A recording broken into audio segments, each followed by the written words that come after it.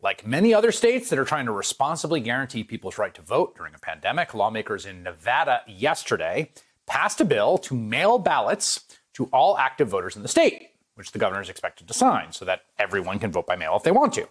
Not surprisingly, Donald Trump immediately lost his mind over it. Now, a lot of what he said is nonsense, but here's what he tweeted, quote, "In an illegal late-night coup," by the way, it's like at 11:40 in the morning, "Nevada's clubhouse governor made it impossible for Republicans to win the state. Post office could never handle the traffic of mail-in votes without preparation. Using COVID to steal the state. See you in court." All right, there's a lot going on here. Clubhouse governor is kind of funny because Trump's on the golf course all the time. One thing is the idea that if too many people vote, right, like if everyone can vote safely, the Republicans are going to lose, which is a theme of Trump and itself a kind of incredible admission.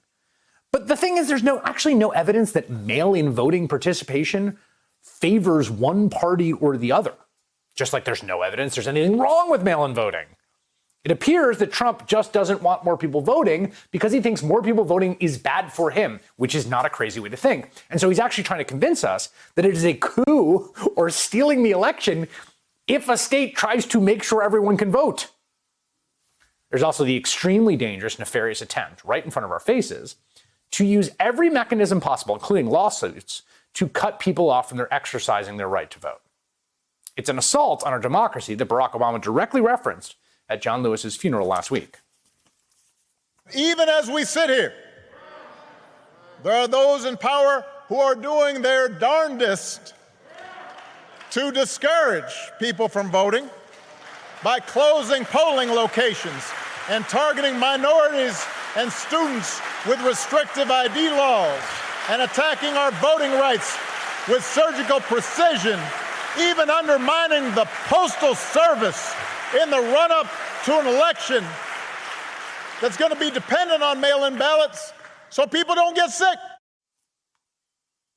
The Postal Service, as the president noted, is a key part of this. Remember, as we've been covering on this show, Trump's hand-picked Postmaster General, wealthy Republican donor Louis DeJoy, is implementing changes that slow down mail delivery across the country. We're seeing it. We're hearing from people. Everyone's seeing it. And it could undermine vote-by-mail efforts.